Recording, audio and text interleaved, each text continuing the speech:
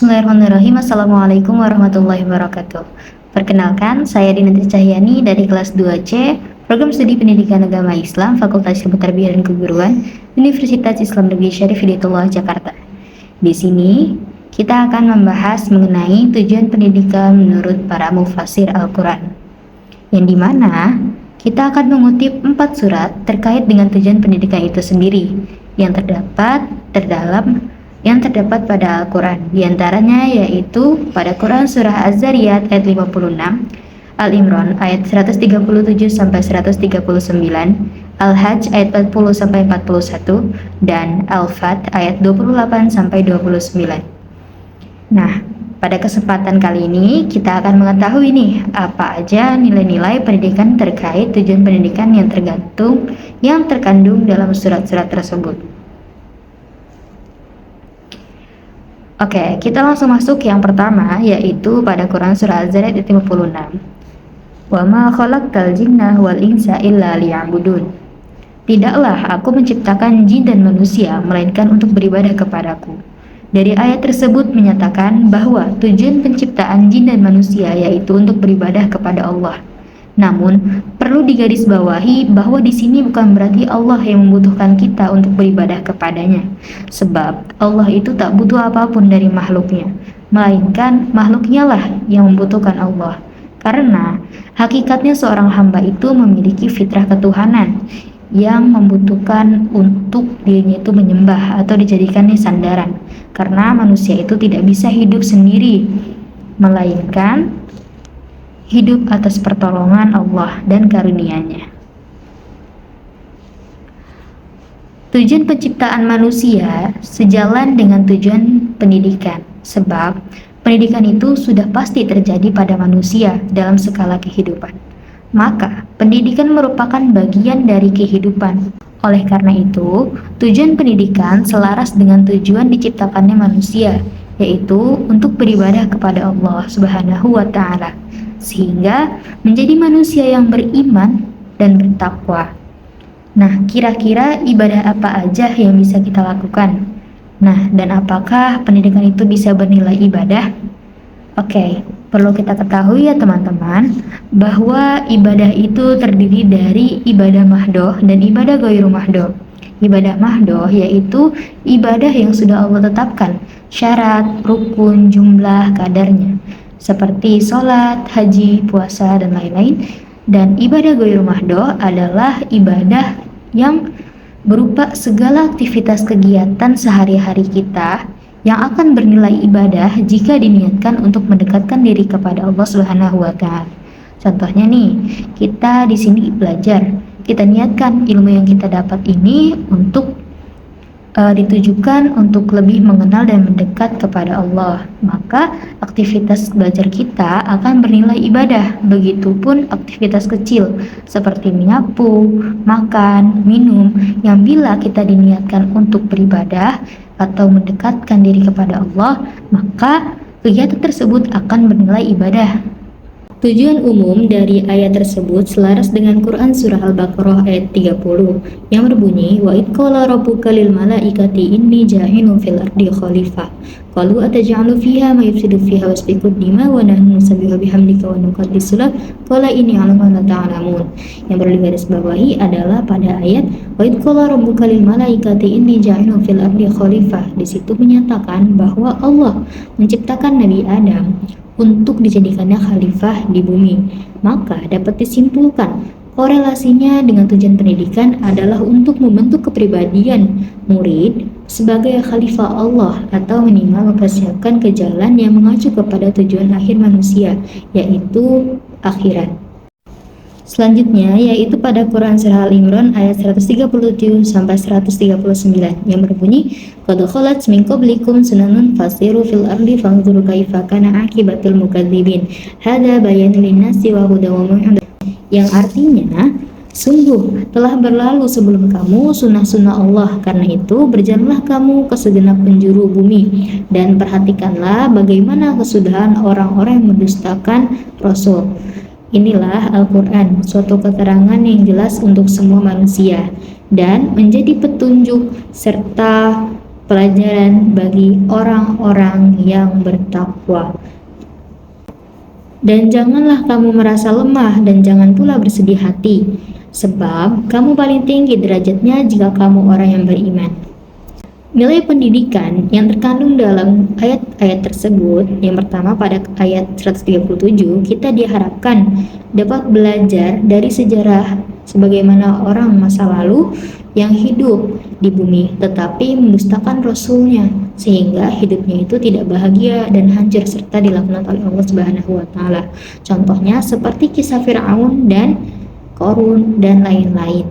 Nah, sejarah dari masa lalu bisa kita jadikan alat untuk belajar di masa yang akan datang. Nah, pada ayat 138 terkandung dengan mengkaji Al-Quran, kita akan mendapatkan petunjuk sehingga bisa memilih jalan yang benar, yaitu jalan orang-orang yang bertakwa.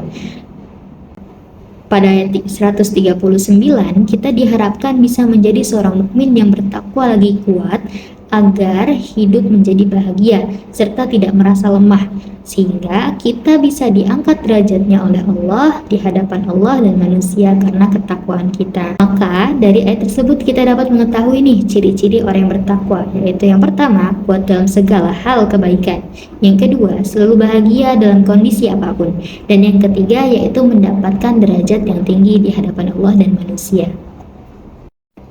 Selanjutnya yaitu pada Quran Surah Al-Hajj ayat 40-41 yang berbunyi, alladzina ukhriju min diyarihim bighairi haqqin illa ayyaqulu rabbana Allah walaula daf'ullahi an-nasi ba'dahum bi ba'din lahuddimat sawami'u wa bi'u wa salawatu wallahi katsira bil ma'ruf wa nahaw 'anil munkar walillahi 'aqibatul umur, yang artinya yaitu orang-orang yang diusir dari kampung halamannya tanpa alasan yang benar hanya karena mereka berkata Tuhan kami ialah Allah. Seandainya Allah tidak menolak keganasan sebagian manusia dengan sebagian yang lain, tentu telah dirobohkan biara-biara Nasrani, gereja-gereja, rumah-rumah ibadah orang Yahudi, dan masjid-masjid yang di dalamnya banyak disebut nama Allah.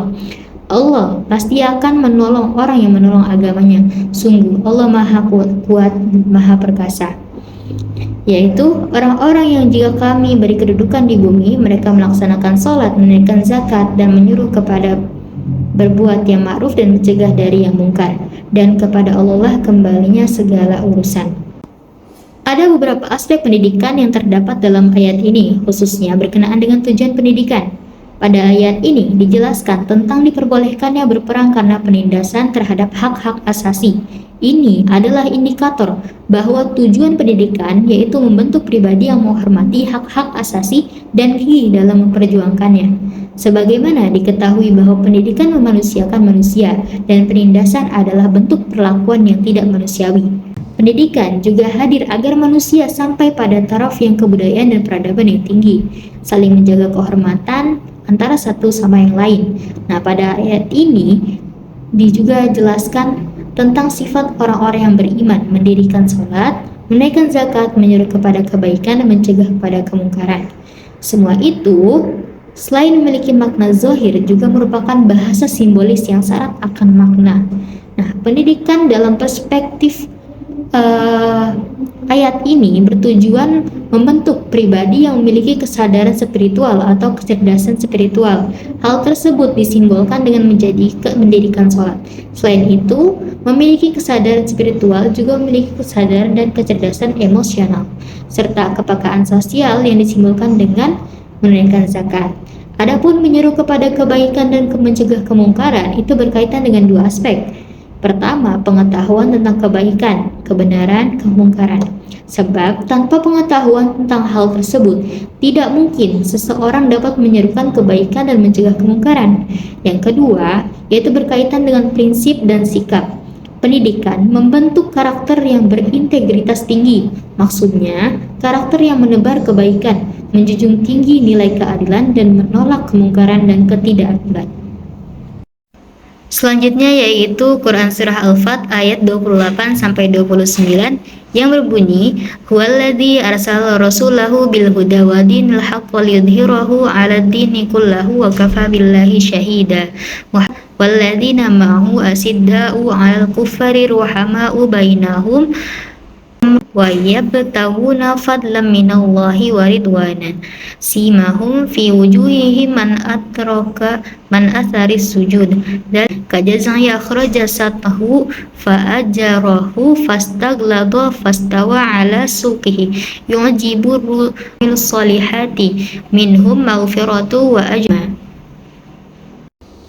yang artinya dialah yang mengutus rasulnya dengan membawa petunjuk dan agama yang benar agar dimenangkannya terhadap semua agama, dan cukuplah Allah sebagai saksi. Muhammad adalah utusan Allah dan orang-orang yang bersama dengan dia bersikap keras terhadap orang-orang kafir, tetapi berkasih sayang sesama mereka. Kamu melihat mereka ruku dan sujud mencari karunia Allah dan keridhoannya. Pada wajah mereka tampak tanda-tanda bekas sujud. Demikianlah sifat-sifat mereka yang diungkapkan dalam Taurat dan sifat-sifat mereka yang diungkapkan dalam Injil, yaitu seperti benih yang mengeluarkan tunasnya. Kemudian tunas itu semakin kuat, lalu menjadi besar dan tegak lurus di atas batangnya. Tanaman itu menyenangkan hati penanamnya, karena Allah hendak menjengkelkan hati orang kafir dengan kekuatan orang-orang mukmin. Allah menjanjikan kepada orang-orang yang beriman dan mengerjakan kebajikan di antara mereka ampunan dan pahala yang besar.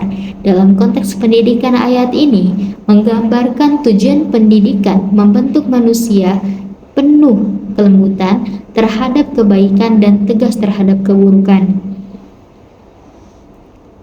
Pada ayat ini disebutkan sikap keras orang beriman kepada orang kafir dan sikap lemah lembut terhadap sesama orang beriman.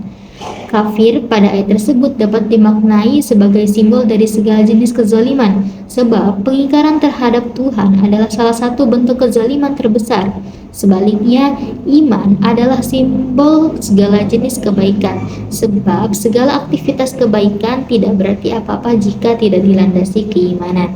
Jadi, pendidikan mengantarkan manusia untuk memiliki prinsip yang teguh, mampu mengambil sikap sesuai dengan konteks yang dihadapi, atau dalam istilah lain, mampu menempatkan sesuatu pada tempatnya.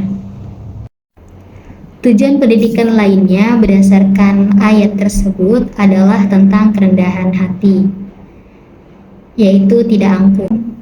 Pendidikan bertujuan melahirkan pribadi-pribadi yang menebar perdamaian, cinta, dan kasih sayang. Tentu semua itu tidak diperoleh secara serta-merta. Sebagaimana digambarkan ayat tentang orang beriman, itu laksana benih kemudian tumbuh menjadi tanaman yang kuat dan menyenangkan penanamnya. Begitu pula pendidikan harus melalui proses tahapan demi tahapan yang sampai pada akhirnya menuju kesempurnaan. Pendidikan memang bukan sesuatu yang instan, bahkan tak jarang awalnya tak begitu indah, tapi akhirnya menjadi indah. Sebagaimana benih, ia itu tidak terlihat indah, tapi ketika ia sudah tumbuh, mengeluarkan dedaunan, lalu berbuah dan berbunga, tampaklah keindahannya. Ini sejalan dengan yang pernah dikatakan filsuf dari Yunani, yaitu Aristoteles. Pendidikan mempunyai akar yang pahit, tapi buahnya manis. Oke. Itu pula yang mengakhiri pembahasan kita pada hari ini, pada kesempatan kali ini. Kurang lebihnya mohon maaf. Dari saya cukup sekian. Wassalamualaikum warahmatullahi wabarakatuh. Bye-bye.